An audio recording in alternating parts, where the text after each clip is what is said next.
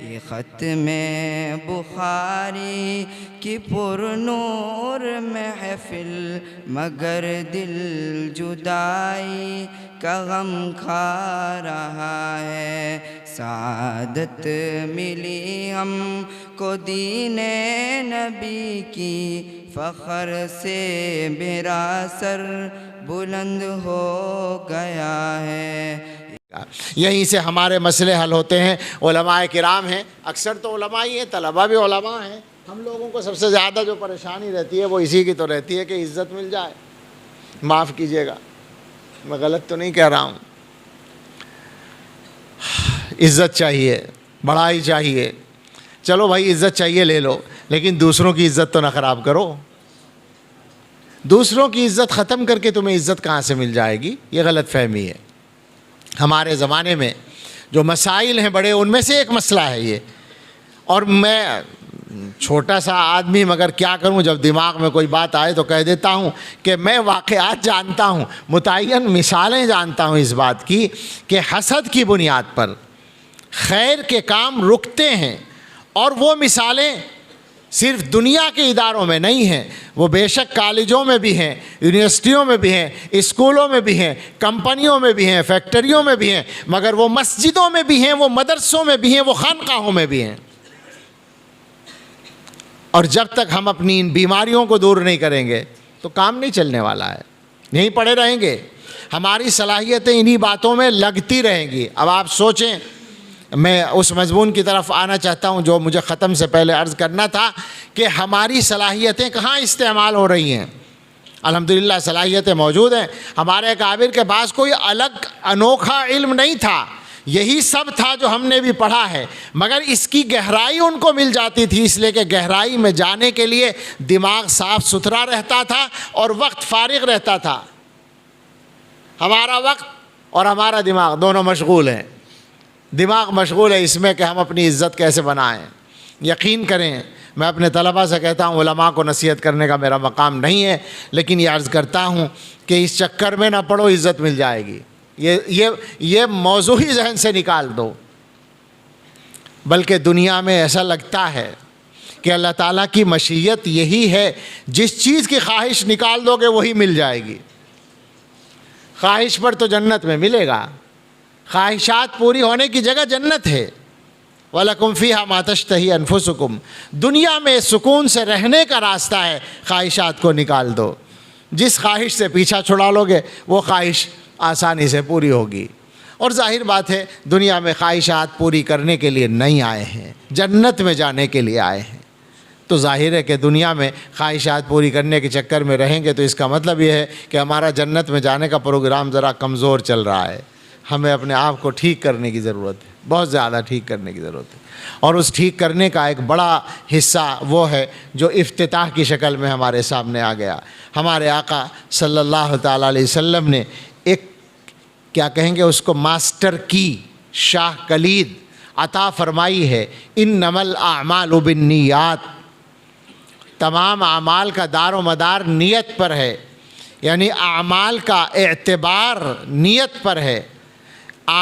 فقہا کیا کہتے ہیں؟ ہم تو یہ کہتے ہیں ثواب نیت پر موقوف ہے، اور ہم کہتے ہیں صحت نیت پر موقوف ہے، ثواب نیت پر موقوف ہے۔ حقیقت یہ ہے اعمال کی قدر، اعمال کی ویلیو نیت پر موقوف ہے، اور یہ تجربہ ہے جو عمل صحیح نیت سے ہوتا ہے وہی نافع ہوتا ہے، اسی کا امت کو فائدہ ہوتا ہے۔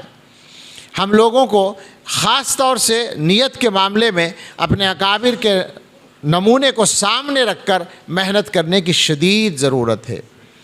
ابھی کوئی علماء میں سے آپ کو نصیحت کر رہے تھے کہ علم کو دنیا کا ذریعہ مت بنانا۔ ظاہر ہے کہ علم دنیا کا ذریعہ ہے ہی نہیں۔ یہ علم جو ہے اگر دنیا کا ذریعہ بنانا تھا تو اسکول کالج میں جانا تھا، اس کو دنیا کا ذریعہ بنانے میں کوئی گناہ نہیں تھا، بالکل صحیح تھا وہ۔ اور یہی دلیل ہے ان دونوں علوم میں فرق کی، علم دین میں اور دوسرے علم میں، کہ اس کو دنیا کی نیت سے پڑھنے میں کوئی حرج نہیں۔ اور یہاں یہ ہے کہ من تعلم علما مما یبتغى به وجه اللہ لا يتعلمه الا ليصيب به عرضا من الدنيا لم يجد عرف الجنة يعني ريحها۔ دنیا کے لیے اس علم کو حاصل کرو گے تو جنت کی خوشبو بھی نہیں ملے گی، یہ اس کے لیے ہے ہی نہیں۔ نیت کو ہمیں اپنی ٹھیک کرنا ہے، اور جب نیت ٹھیک ہو جاتی ہے جناب عالی، میں تو یہ کہا کرتا ہوں، مجھے کچھ زیادہ آتا واتا تو ہے نہیں، بس یہ کہ بچپن سے اس ماحول میں رہا ہوں، والد عالم تھے، مدرسوں میں رہا ہوں، پڑھنے پڑھانے کا موقع ملا ہے اور کچھ بزرگوں کو دیکھنے کا موقع ملا ہے، تو میں نے تو اب تک جو سیکھا ہے اس کا خلاصہ انما الاعمال بالنیات ہے۔ سچی بات ہے، میری سمجھ میں تو اس کے علاوہ کوئی خاص بات نہیں آتی۔ نیت ٹھیک جس آدمی کی ہو جائے گی وہی صوفی ہے، وہی بزرگ ہے، وہی عالم ہے، وہی دین کا خادم ہے۔ ہم اپنی نیتوں کو ٹھیک کر لیں اور نیتوں پر محنت کر لیں، اور اس زمانے کے حالات کے اعتبار سے ظاہر ہے کہ جب 2-4 آدمی آج کل جمع ہوتے ہیں تو سب کے ذہنوں میں یہی سوال ہوتا ہے کہ کیا کریں، اور ہر آدمی کی زبان پر ایک تجویز آتی ہے، اور وہ تجویز عام طور سے دوسروں کے لیے ہوتی ہے۔ کیا خیال ہے؟ دوسروں ہی کے لیے ہوتی ہے کہ فلاں کو یہ کرنا چاہیے، قائدین کو یہ کرنا چاہیے، حکام کو یہ کرنا چاہیے، لیڈروں کو یہ کرنا چاہیے، مدرسوں کے ذمہ داروں کو یہ کرنا چاہیے۔ مجھے کیا کرنا چاہیے اس بارے میں کوئی بات نہیں کرتا، میں تو ٹھیک ہوں۔ آج تک مجھے کوئی ایسا آدمی نہیں ملا جو یہ اقرار کر لے کہ میں ٹھیک نہیں ہوں۔ وہ اپنی باتوں سے یہ ثابت کر دے گا کہ میں بہت اچھا ہوں، میں بالکل ٹھیک ہوں۔ کوئی اصلاحی معاملہ ہو تو الگ بات ہے، ورنہ عام آدمی کا جو مزاج ہے وہ یہی ہے کہ ہم ٹھیک ہیں، باقی سب خراب ہیں۔ جس دن ہماری سمجھ میں آ جائے کہ ہم خراب ہیں، ہمیں اپنے آپ کو ٹھیک کرنا ہے، تو سبھی ٹھیک ہو جائیں گے نا۔ ہر ایک اپنے کرنے کا کام کرے۔ اس زمانے میں جو جن حالات پر جس رخ پر حالات جا رہے ہیں، اس ملک میں بھی اور باہر بھی، اس میں جو اصل معاملہ ہے وہ ایمان کا ہے، جان کا نہیں ہے۔ ہمیں ڈر جو لگتا ہے وہ کس کے سلسلے میں لگتا ہے؟ جان کے۔ ہم جو گھبراتے ہیں، ہم جو خوف زدہ ہوتے ہیں، وہ جان کے بارے میں ہوتے ہیں۔ تو آپ ذرا روزانہ تھوڑی دیر مراقبہ کر لیا کریں اس بات کا کہ یہ جان تو جانی یہ ایک وقت میں جائے گی، نہ پہلے نہ بعد میں۔ لا یستأخرون ساعة ولا یستقدمون۔ مسئلہ ایمان کا ہے، مسئلہ ایمان پر قائم رہنے کا ہے۔ اب اگر خدا نہ خواستہ ایمان اور جان میں سے کسی کو منتخب کرنے کا موقع آتا ہے، جو حالات ہیں، تو کیا یقین ہے آپ کو کہ ہم سب اور ہمارے سارے مسلمان بھائی ایمان کو بچائیں گے؟ اس کا یقین ہے؟ حالات بہت کمزور ہیں۔ کچھ لوگ تو ہیں جو بچا لے جائیں گے اور وہی اصل مسلمان ہیں، لیکن پھر جان کی گارنٹی نہیں ہے، پھر مال کی گارنٹی نہیں ہے، مگر وہ بات ہی الگ ہوگی۔ جس دھج سے کوئی مقتل میں گیا وہ شان سلامت رہتی ہے۔ جان تو آنی جانی ہے، اس جان کی کوئی بات نہیں۔ جان تو ایک ہی وقت پہ جائے گی نا، 2 بار تو نہیں مرنا ہے، تو اس کے لیے کیا پریشان ہونا؟ فکر اصل ایمان کی کرنی ہے، اور حضرات علماء کو اپنے ساتھ ساتھ اپنی قوم کے ایمان کی فکر کرنی ہے۔ اب تو ہم سب کا بس یہی مشن ہونا چاہیے، جو آدمی جس انداز سے محنت کر سکے اس پر کرے کہ مسلمانوں کو ایمان کی قیمت سمجھائے اور دنیا والوں کو ایمان کی قیمت سمجھائے۔ ہمیں مایوس تو کبھی بھی نہیں ہونا چاہیے، خوف زدہ بھی کبھی نہیں ہونا چاہیے۔ اب جیسے ملک کے حالات ہیں تو ہم کیوں گھبرائیں اور کیوں ڈریں؟ ہم نے جرم کیا کیا ہے؟ ملک کے اندر گھبرائے اور ڈرے وہ جس نے غلط کام کیا ہو، جس نے قانون کو توڑا ہو، ملک کے قانون کو توڑا ہو یا اللہ کے قانون کو توڑا ہو۔ ہم نے الحمدللہ ایسا کام نہیں کیا۔ ہم سے ہاں اپنے اللہ اور اپنی شریعت کے معاملے میں ضرور کوتاہی ہوتی ہے، تو ہمیں اس میں توبہ کرنے کی ضرورت ہے، مگر ملک کے معاملے میں ہمارا کردار کھلی کتاب ہے، اور اس لیے ہمیں ڈرنے کی ضرورت نہیں ہے۔ ہمیں تو اپنی حکومت کو اور یہاں حکومت کرنے والے اس سوچ اور نظریے کو اور اس کے حاملین کو یہ پیغام صفائی سے پہنچا دینا چاہیے کہ یہ ملک جیسے تمہارا ایسے ہی ہمارا، اور اس ملک کو ہم ذرا بھی نقصان پہنچانا گوارا نہیں کر سکتے، اور یہ کام تمہاری خوشامد کے لیے نہیں کرتے ہم، بلکہ اس لیے کرتے ہیں کہ یہ ہمارا ہے۔ خوشامد کرنے والے دھوکہ دے سکتے ہیں، ہم یہ بھی بتانا چاہیں گے۔ ہو سکتا ہے ہم میں کچھ لوگ خوشامد والے نکل آئیں، تو ہمارے بھائی سن لیں، برادران وطن سن لیں کہ خوشامدی لوگ دھوکہ دیں گے۔ جو اپنے مذہب کو دھوکہ دے گا، جو اپنی قوم کو دھوکہ دے گا، وہ آپ کو بھی دھوکہ دے گا۔ جو سچے مسلمان ہوں گے ان کا تجربہ آپ کریں گے تو پتہ چلے گا کہ وہی آپ کے لیے اچھے پڑوسی ثابت ہوں گے، وہی ملک کے لیے اچھے شہری ثابت ہوں گے۔ تو ہم مسلمان گھبرائیں نہیں، فکر کریں، ذمہ داری پیدا کریں، شعور پیدا کریں، احساس پیدا کریں، اور اصل مسئلے کو سمجھیں۔ اصل مسئلہ ایمان ہے، اصل مسئلہ شرک سے اپنے آپ کو بچانا ہے۔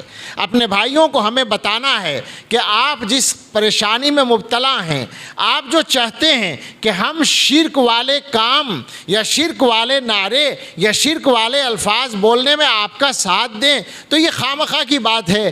آپ کو مسئلہ کیا ہے؟ مسئلہ تو ملک کا ہونا چاہیے۔ آپ تو خود کہتے ہیں ملک سب سے پہلے، تو ملک کی بات کرو، مذہب کی بات کیوں کرتے ہو؟ مذہب ہمارا بھی ہے، مذہب تمہارا بھی ہے، ہم تمہارے مذہب سے چھیڑ چھاڑ نہیں کرتے۔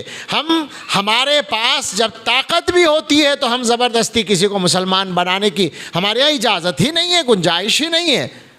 تو آپ کیوں پریشان ہیں؟ ہمیں آزادی کے ساتھ ہمارے مذہب پر آپ عمل کرنے دیں۔ ہم مسلمان رہ کر ہی جینا چاہیں گے اور مسلمان ہی رہ کر مرنا چاہیں گے، اس کے علاوہ ہمیں کوئی راستہ منظور نہیں ہے۔ ہم اپنے اللہ سے مانگتے ہیں کہ اللہ تعالی ہمیں یہ عہد پورا کرنے کی توفیق عطا فرمائے، اور تمام ہی اہل ایمان کو استقامت بھی عطا فرمائے، اور ان کی جان و مال کی حفاظت بھی فرمائے۔ آمین۔ وآخر دعوانا ان الحمد للہ رب العالمین۔ الحمد للہ رب العالمین، والصلاة والسلام علی سیدنا محمد وآلہ واصحابہ اجمعین۔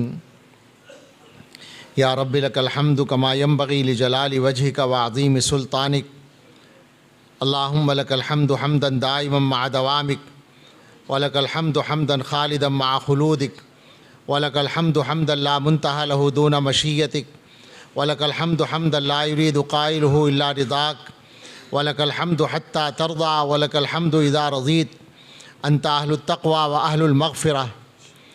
اللهم صل على سيدنا محمد وآله وأصحابه وأزواجه وذرياته كما تحب وترضى عدد ما تحب وترضى۔ ربنا آتنا في الدنيا حسنة وفي الآخرة حسنة وقنا عذاب النار۔ ربنا لا تزغ قلوبنا بعد إذ هديتنا وهب لنا من لدنك رحمة إنك أنت الوهاب۔ ربنا هب لنا من أزواجنا وذرياتنا قرة أعين واجعلنا للمتقين إماما۔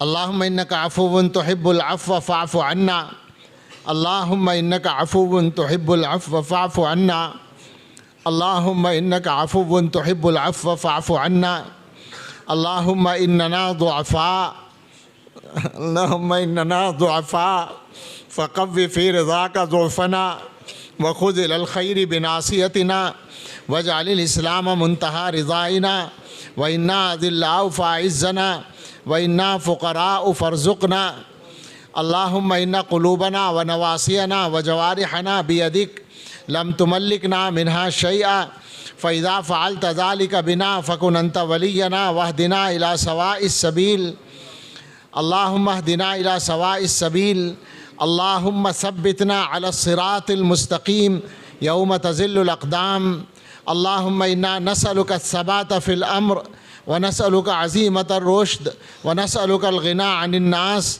ولا حول ولا قوة إلا بالله، اللهم إنا نسألك صحة في إيمان، وإيمانا في حسن خلق، ونجاحا تتبعه فلاحا، ورحمة منك وعافية، ومغفرة منك ورضوانا، اللهم إنا نسألك الفوز في القضاء، ونزل الشهداء، وعيش السعداء، ومرافقة الأنبياء، والنصر على الأعداء، إنك سميع الدعاء، اللهم إنا نعوذ بك من جهد البلاء، ودرك الشقاء، وسوء القضاء، وشماتة الأعداء، اللهم إنا نجعلك في نحورهم، ونعوذ بک من شرورہم اللہم اہدنا فیمن ہدیت وعافنا فیمن عافیت وتولنا فیمن تولیت وبارک لنا فیما آتیت وقنا شر ما قضیت فإنك تقضی ولا يقضى علیک وإنه لا يذل من والیت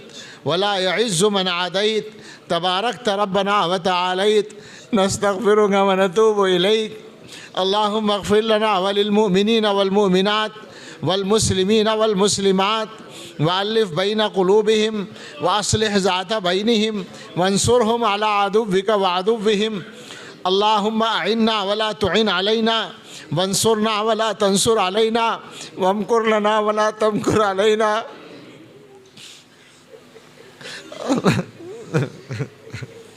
اللہم اعنا ولا تعن علینا وانصرنا ولا تنصر علینا وامکر لنا ولا تمکر علینا واہدنا ویسر الہدی لنا وانصرنا علی من بغی علینا اللہم انصرنا علی من بغی علینا اللہم زدنا ولا تنقصنا واکرمنا ولا تہنا وآثرنا ولا تؤثر علینا وارضنا وارض عنا وادخلنا الجنة ونجنا برحمتك من النار اللہم لا تسلط علینا من لا یخافک فینا ولا یرحمنا اللہم لا تسلط علینا من لا یخافک فینا ولا یرحمنا اللہم لا تسلط علینا من لا یخافک فینا ولا یرحمنا اللہم اقسم لنا من خشیتک ما تحول به بیننا وبین معاصیک ومن طاعتک ما تبلغنا به جنتک ومن الیقین ما تهون به علینا مصائب الدنیا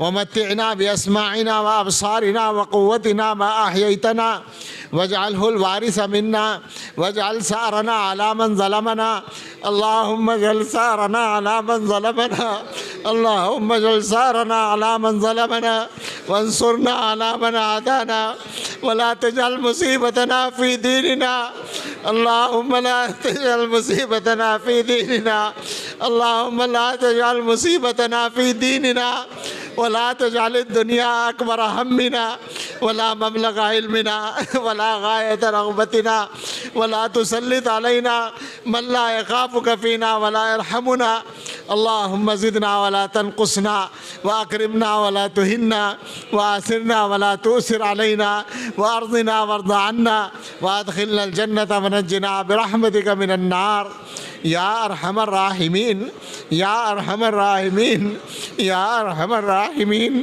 یا حی یا قیوم برحمتک نستغیث یا حی یا قیوم برحمتک نستغیث اصلح لنا شاننا كله ولا تکلنا الی انفسنا طرفۃ عین یا رب کریم یہ ساری دعائیں اپنے فضل سے ہم سب کے لیے ہمارے اہل ویال و متعلقین کے لیے اور تمام اہل ایمان کے لیے قبول فرما لیجئے اے اللہ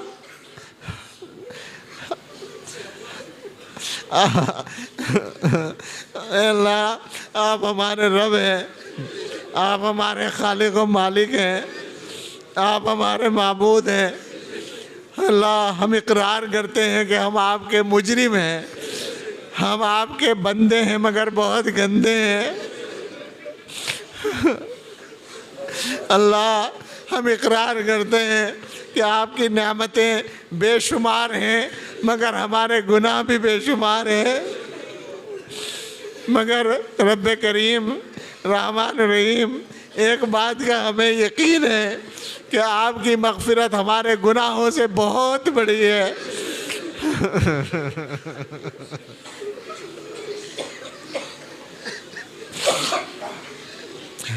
ہمیں یقین ہے کہ ہمارے جیسے مجرم بھی آپ کی مغفرت کے دائرے میں آ سکتے ہیں اللہ معاف کر دیجئے اللہ ہمارے سارے گناہ معاف کر دیجئے اے اللہ ہمارے بہت سارے جرم تو ایسے ہیں جن کے جرم ہونے کا ہمیں احساس بھی نہیں ہے اللہ معاف کر دیجئے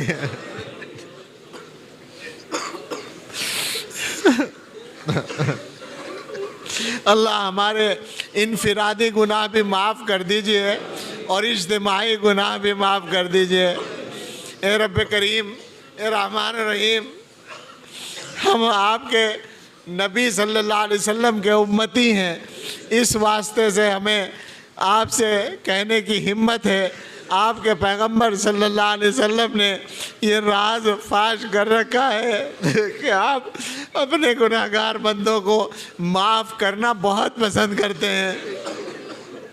اللہ معاف کر دیجئے، اللہ سچی توبہ دے دیجئے، مقبول توبہ عطا فرما دیجئے، اللہ ہمارے دلوں کو پاک کر دیجئے، ہمارے دلوں پہ رحمت کی نظر ڈال دیجئے، اللہ ہمیں اپنے اچھے بندوں میں شامل فرما لیجئے، اللہ ہماری اور ہمارے بیوی بچوں اور رشتہ داروں اور متعلقین کی اللہ ہر گمراہی سے، ہر برائی سے، ہر گناہ سے، ہر مصیبت و بیماری سے، ہر آفت سے، ہر بے عزتی سے، ہر نقصان سے حفاظت فرمائیے۔ اللہ تمام اہل ایمان کی جان و مال کی، عزت و آبرو کی، گھر بار اہل اولاد کاروبار کی حفاظت فرمائیے۔ اللہ جسمانی اور روحانی بیماریوں سے شفا عطا فرمائیے۔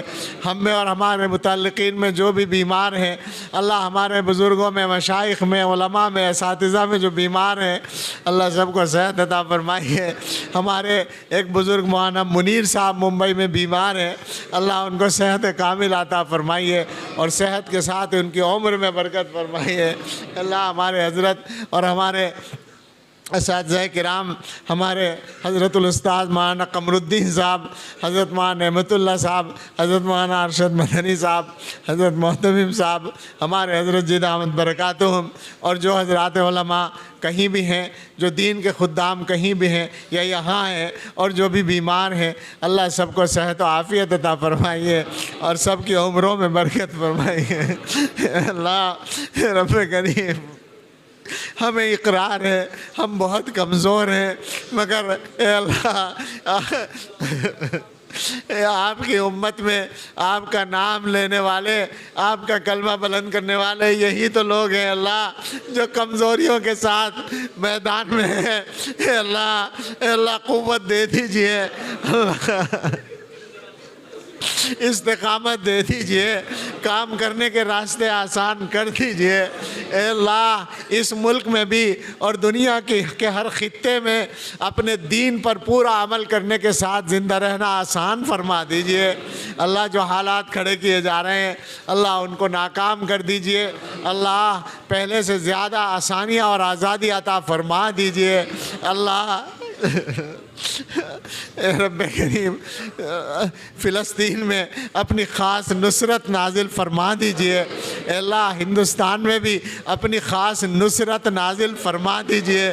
اللہ مسجدوں کو آباد فرما دیجئے، مسجدوں کو بچا لیجئے، مدرسوں کو بچا لیجئے، دین کے تمام کاموں کی حفاظت فرمائیے، دین کے تمام کاموں کو بچا لیجئے، دین کے تمام خدام کی حفاظت فرمائیے۔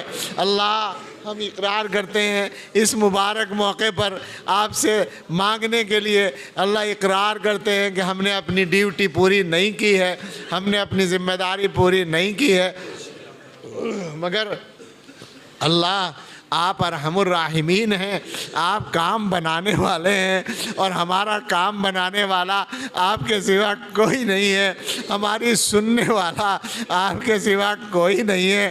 اللہ ہم آپ کے در کے بھکاری ہیں اور ہمارے پاس اللہ آپ کے در کے علاوہ مانگنے کے لیے کوئی در نہیں ہے۔